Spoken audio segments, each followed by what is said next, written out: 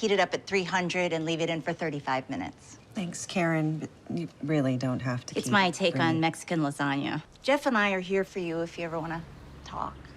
Thanks. Just can't imagine what you're going through. Well, it's like if Jeff got hit by a car and died suddenly and violently. Like that. Well, you get that dish back to me whenever you can. This clip gives the viewer a good introduction to the star of Netflix's Dead to Me, Christina Applegate, who delivers an apt performance as Jen, an angry Laguna Beach realtor who is dealing with her husband's tragic hit-and-run death that recently left her to take care of her two boys, Charlie and Henry, all by herself. Jen goes to a grief support group and meets Judy. Sorry. I hope this isn't weird. Can I give you a hug? No. Judy tells the group she lost her fiancé. Jen questions the pastor when he tells the group that they must practice forgiveness. You really think that? Jesus thought that. Amen. Excuse me. How do you forgive someone who hits your husband with their car and then drives away, leaving him to bleed to death on the side of the road? How do you forgive that? After Jen shares with the group that she's been having trouble sleeping, Judy gives Jen her number and tells her to call if she has trouble sleeping again. Jen and Judy begin to talk on the phone into the wee hours of the night. Before too long, Jen invites Judy over to watch TV and drink wine next to her pool. They talk about how Jen could deal with her anger, and Judy suggests meditation. Then Jen shows Judy her version of meditation. Jen has decided to investigate Ted's hit and run herself because she believes the Laguna Beach Police Department is incompetent. Judy and Jen have a bonding moment over some weed on the beach in the middle of the night. The next night, Jen offers to pick Judy up, discovering that Judy's fiancé Steve is still alive and broke up with Judy 2 months ago. Jen freaks out on Judy at their next grief and loss support group meeting. The group tells Jen to let Judy speak. Judy tells the group that she lost Steve because she's had 5 miscarriages and Steve wanted to have kids, but Judy wasn't able to give him any. The group agrees that Judy is truly dealing with her own grief. After the meeting, Jen goes to her car, so pissed off, she turns up her metal music, but can't help but cry uncontrollably. Jen shows up at Judy's work, and they make up over cups of whiskey in the room the retirement home is letting Judy live in. Jen offers Judy a room in her guest house. At the end of episode 1, Judy gets some belongings from a storage unit that has a car with a person-sized dent parked inside of it, directly implying to the audience that Judy had something to do with Ted's death. Episode 2 opens with Judy's first meal with Jen and the kids after moving into Jen's guest house, that served as Jen's dead husband's music studio. Jen tells Judy that she gave her ex-boyfriend Steve her business card when she thought Judy was a psychopath. I just hope it's not gonna be weird, me working with Steve. It's a little weird. Not as weird as you lying about him being dead, but... I don't know. I guess maybe I thought that, like, I don't know, Steve and I would, like, work it out or something. You know what? This is probably for the best. You know, it's gonna force you to just move on.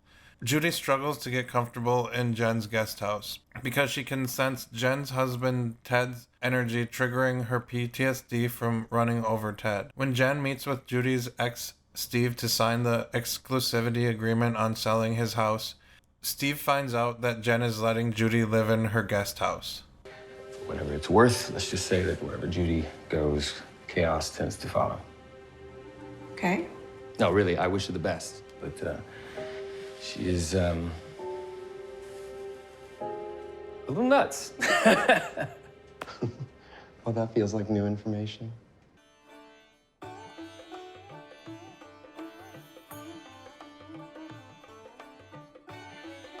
Judy tries to burn sage and set up crystals in the guest house to cleanse it of Ted's energy, but it doesn't work, so Judy sleeps outside during the day. The cops come to Jen's house to give Judy a restraining order from her ex-boyfriend Steve. Jen decides to move all of Ted's stuff out of the guest house. At the end of episode 2, Jen beats the shit out of the yellow sports car that is always speeding in her neighborhood. Jen's youngest son Henry thinks a bird that comes to his window every day is his dead dad. Oh, maybe it is him. I know you're into some woo-woo stuff, but you don't really think that that's his dad. We don't know. I mean, I do believe that the spirits of our loved ones can find a way to come back to us. When the cops come over to question Jen about the vandalized car, Judy takes the blame for Jen. Jen finds out that her husband Ted was cheating on her after she goes on his laptop to play an RPG game that he used to play with their eldest son Charlie. Jen and Judy meet a young waitress named Bambi. Ted was cheating on Jen with at the restaurant Bambi works at.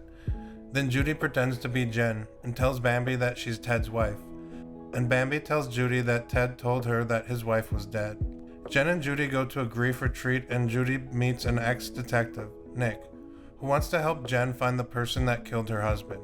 Jen and Judy get Nick, the ex-detective, to come to Jen's house and scare Jen's son Charlie, who just got busted for selling drugs at school. When Nick searches Charlie's backpack, he finds a gun. Shandy's mom brings her to Jen's to show her the headlight Shandy kept as a souvenir after Shandy, a girl in Henry's class, peeled it off of Ted's dead face. She took a little souvenir from the site of Ted's accident. And now I have to deal with the fact that my child's a sociopath. Jen freaks out on her real estate clients and her business partner fires her. Judy takes a day off from work and helps Steve take apart the car they ran over Ted with. The detectives find the make and model of the car with the piece of the headlight and get a list of everyone with a '66 Mustang that live in Orange County. I mean, but here's where my mind goes right now. What? Like, if you were the person that hit them, wouldn't you maybe have gotten rid of the car? I mean, wouldn't that be, like, the first thing that you would do? Maybe. That would look really suspicious, don't you think? No. I mean, if it was me, I wouldn't get rid of the car because of how guilty it would make me look. It's kind of like the worst thing you could possibly do. Like putting a fucking bullseye on your head. Jen investigates people on the list by appraising their homes and then asking to take a look at their garages to see if they have a person-sized dent in a '65 Mustang hiding in their garage. When Judy realizes that she's pregnant with Steve's baby, she finally tells Nick, the detective, she is seeing Steve again, and Nick does not take it very well. At the end of episode 8, Nick discovers that Judy Hale's art is on display on one of the businesses on their list of hit-and-run suspects. Judy goes to the hospital and finds out that she isn't pregnant and won't ever be able to have kids. Nick goes to TKG Arts and questions Steve about the convertible. Oh, the Mustang, where is it? Yeah, sorry, I'm not gonna be able to help you with that one, bro. So if, maybe it belongs to one of my artists? Oh, yeah? Yeah, probably, definitely. Probably, definitely Judy Hale. Judy goes to the detective and tells her Steve is a money launderer. Judy finally tells Jen what she did because Jen starts to blame Ted's death on herself. I had a '66 Mustang. I wanted to go back, but I couldn't. Oh, shit. We have to get the fuck out of here. Drive the car, stupid! Please forgive me, Jen. Please tell me what I can do to make it better and to make things right, and I'll do it. I would do anything. You could die. Episode 9 ends with a montage of the FBI raiding Steve's storage unit and Jen taking Ted's gun out of the safe. Episode 10 begins with a montage of Jen destroying all of Judy's stuff while she gets a security system with cameras installed in her home. Jen goes to Detective Hale, the agent working on Ted's hit-and-run case, and tells her that Judy admitted to her that she hit her husband with her '66 Mustang. She killed my husband, and then she moved in with me. A restraining order isn't gonna do it. And thank you for fucking nothing again. When Judy finds Jen at a showing to tell Jen she's going to turn herself in, Jen tells her that she's got a gun in her purse and that if she goes near her or her family, she will shoot her in the head.